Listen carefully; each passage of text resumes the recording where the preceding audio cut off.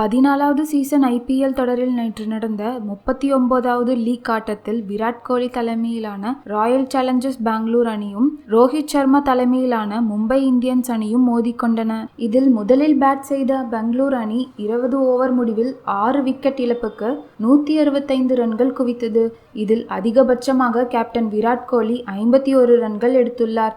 இப்போட்டியில் விராட் கோலி 13வது ரன்களை கடந்தபோது T20 கிரிக்கெட்டில் 10,000 ரன்களை கடந்த முதல் இந்திய வீரர் என்ற சாதனைக்கு சொந்தக்காரராகியுள்ளார். அதோடு 10,000 ரன்களை கடந்த சர்வதேச வீரர்களின் பட்டியலில் 5வது இடத்தை பிடித்துள்ளார் விராட் கோலி. இதுவரை 314 போட்டிகளில் விளையாடியுள்ள விராட் கோலி 5 சதம், 74 அரை சதம் உட்பட 10,038 ரன்கள் குவித்துள்ளார்.